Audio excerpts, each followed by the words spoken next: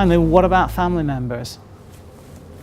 So the way it works is if you are in a heterosexual legal marriage, then that couple and any children of the union who are 18 or 17 or under, unmarried, you can get dependent visas, almost no questions asked. Can I ask a question today? The lady couldn't be here, but she has a question. If your husband is getting employment visa, and is the size of his salary, is it it's gonna kind of be a matter for her approval of her dependent visa? For example, is such a thing as, oh, his salary is too small for him to sustain himself and his wife here in Hong Kong, or So as long as you are in that relationship, you're in that qualifying relationship, and the sponsor, who is usually the principal visa holder, can show that he or she can put a roof over the head of their dependent and food on the table of their dependent, then the applications almost automatically get approved. So there is no particular number, let's say. Well, there are. 20,000 Hong Kong dollars, let's say, is not enough. Yes, there are, but there are some important issues here. You could, as a minimum, for example, get an employment visa approved with about an $18,000 salary. And you want to bring your wife with you, so you've got to be able to demonstrate to the immigration department that whatever savings you have and the salary that you've got is going to be sufficient to sustain both of you. Now, if it's marginal, then you make an argument to the immigration department that says, well, our rent is $7,000. The balance is going to be split this way, but my wife has a PhD in industrial design, so we think she's going to be able to earn $100,000.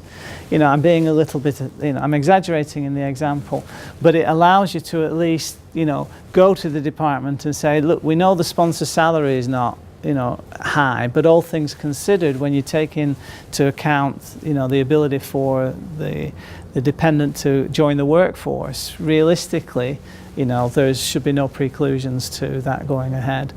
But it is important because it sometimes comes down to the size of the salary versus the price of the accommodation. We've had a client, she was a teacher and her salary was $26,000 and the rental was $19,000, and the husband didn't have a job at the time that the application was to be made, and they denied him because there wasn't sufficient funding there, proof of overhead sustainability. So we were able to fix it, but that was where money came into play in those circumstances. But the vast majority of people who get approved under the general employment policy as foreign nationals, who have families, are of a certain age and social standing, and tend not to struggle with that. Yeah. Thank you. Okay. So the beauty of the dependent visa is that you're lawfully employable. So if you get one, it means that the immigration status that you have as a dependent is actually superior to the immigration status that your sponsor, your spouse, has, because your spouse can only do the work that they're approved to do and for nobody else. But you, as the dependent visa holder, you can go off and work for anybody, you can do whatever you want. So it's a great immigration status to have. And the limit of stay for a dependent just follows the principle completely. For example, if marriage, if someone decided to separate, if they separate but they're married, it's okay, visa may go on. But if they actually divorced, or maybe the wife stays here, husband leaves, I know the point you're seeking to make. There are many permutations on that scenario, but essentially, what can you do if you're here as a dependent and your relationship with your spouse irretrievably breaks down? Are you in a position to continue to extend your dependent visa permissions when you no longer have either any kind of loving relationship? You don't have a loving relationship anymore, and in fact you don't have a legal relationship anymore.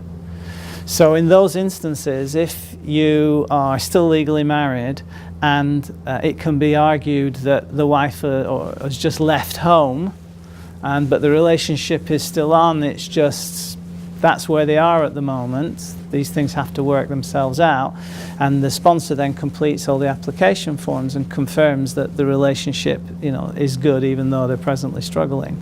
Then in those circumstances the dependent visa will get extended. But if the relationship is legally ended, then a dependent visa extension is impossible. So in that instance you have to look at the continuing rationale for remaining in Hong Kong, given that the relationship with your partner is now ended. And for most people that's, well, I've got a dependent visa, so I've started a business. Query, will my business allow me to be supported for an investment visa? Or you have a job working for somebody else, and will there be a successful application to assume sponsorship? And whatever those situations are, the Immigration Department are sensitive to the fact that the ground has shifted from under your feet, and then what can be done to sort of bring things back into alignment.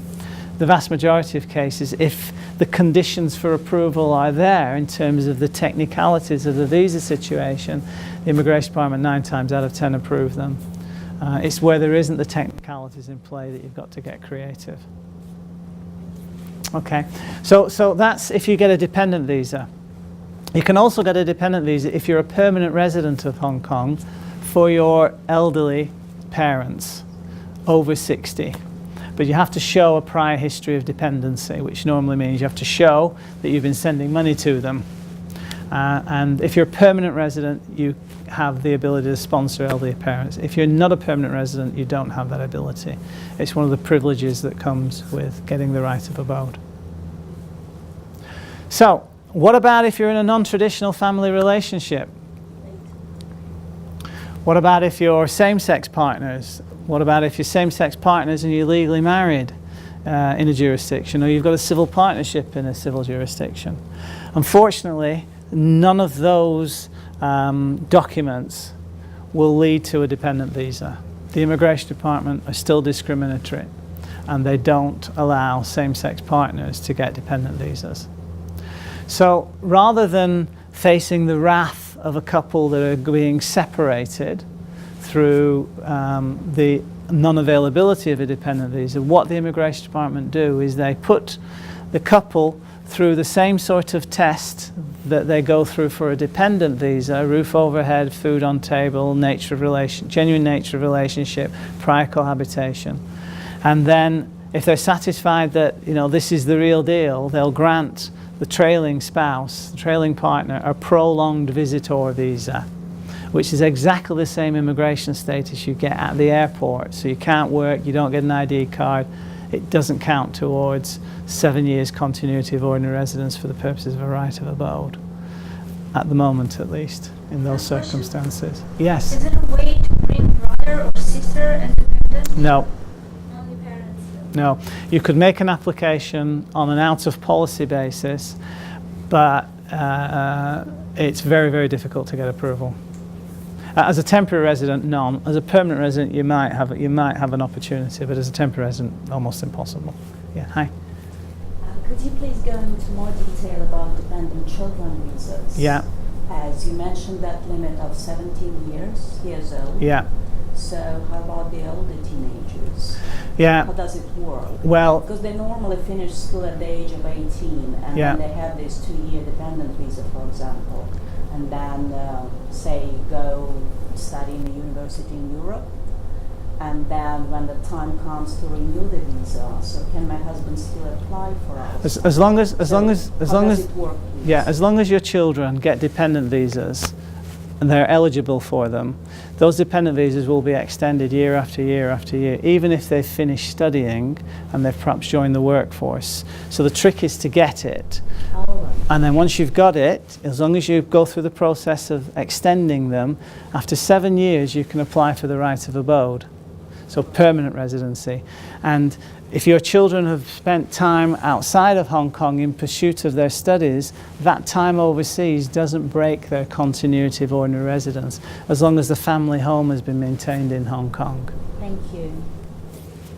Yeah. Okay. So for the prolonged visitor visa, it's what I've called the slippers and pipe visa, because the limited nature of what you can do means essentially you have to wait for your husband to come home every night and hand him his slippers and his pipe. That and paint pictures of the harbour. That's about all that you can do.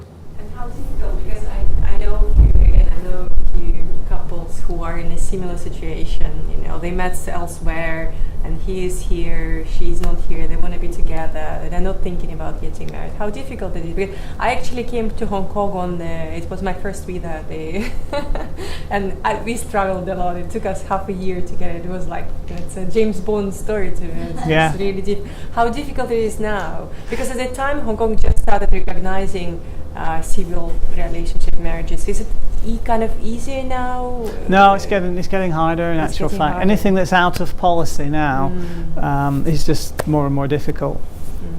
That's the truth. But you know, if on the face of it, a loving, you know, committed partner, life partners, we're forced to be separated, you know, actually, that's very hard. Is there still minimum like a period? Because I remember there was like a 2-year or something period. You have to be in a relationship. You have to confirm that you've been in a relationship like for 2 years already. Yeah, and so it's not like we just met, you know, last week in Thailand. Correct. You know, we're gonna live together in Thailand. Yeah. 2 years is the minimum, and at least some period of cohabitation. We've got to show that you'll be living together. Yeah, normally a year. Yeah. And having children, for example, if someone came here on dependent visa, and the fact that they had the children here in Hong Kong, does it change anything for kids or for the mom? Well, when a child is born in Hong Kong to a foreign national temporary resident, the child gets a mirror copy of the immigration status that the mother or usually the mother gets, right? Yeah. Anyway, it's a dependent visa for all practical purposes. Yeah. Okay. So that was the prolonged visitor visa in the context of same-sex partners. They do get an extended as long as you can show the relationship subsists every 6 months. It takes you 3 or 4 hours out of the immigration department every 6 months, but then they'll extend you. And as I say, at the moment, their immigration department are not ascribing time spent under prolonged visitor visa status as being ordinary residence. Although I did hear on the grapevine of a case that I don't know anything about it, but I've heard that it's out there, where there was a same-sex partner couple that have been here together 7 years. One had an employment visa all throughout. His partner had a prolonged visitor visa all throughout, applied for the right of abode for both of them, and they both got approved. That's what I've heard, but I need to get to the bottom of that. Yeah. So the same criteria, same-sex partners applies exactly to de facto spouses, heterosexual partners, who are free to marry but choose not to. So you must be free to marry and choose not to qualify under this. But again, it's just like the dependent visa approvability criteria in terms of what's required.